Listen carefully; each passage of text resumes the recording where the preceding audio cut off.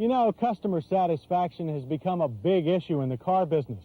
Quality strides made by Japanese and American manufacturers have changed the attitude of the car buyer.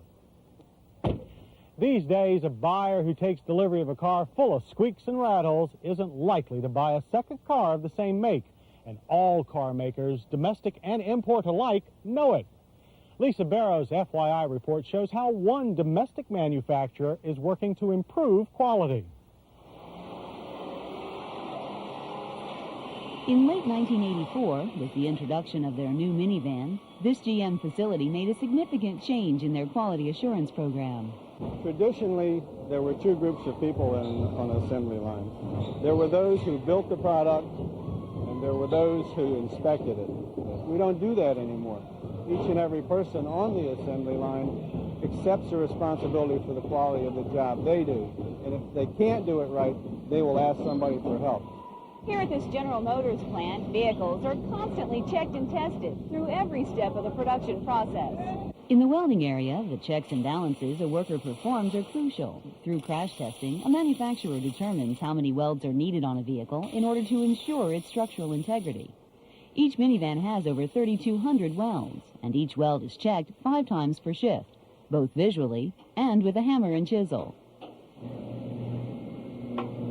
You can see that the chisel goes between the weld and it doesn't break. If it's a bad weld, it would break.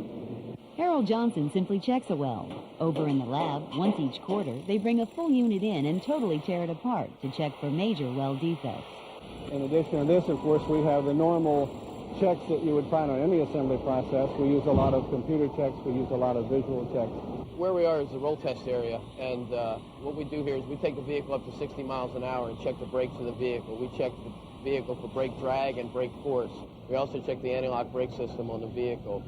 Because we run the vehicle up to 60 miles an hour, we can also check the cruise control, make sure that it operates properly, and check for other problems such as a miss in the engine or other noises that would occur in the vehicle that would not be desirable. Up to this point, components have been checked individually.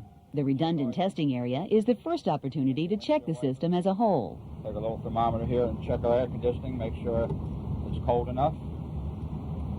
Once a vehicle has passed the redundant test, it's on to the carrier, then to the dealer, and then to you. But 10 vehicles a day are diverted from the carrier, and those vehicles are thoroughly checked again, including a 25-mile road test. Basically, Lisa, we're checking for squeaks and rattles, the operation of the engine and the underbody of the van, and the gauges. Once the final audit is complete, the manufacturer puts a sticker on the vehicle notifying the prospective customer that the vehicle has in fact been audited. And this is the last time it will ever be checked at the plant. It's been 5 years since the new quality assurance program came into existence. And according to plant officials, it's cut down significantly on defects. This means less repair time and fewer problems passed on to the consumer.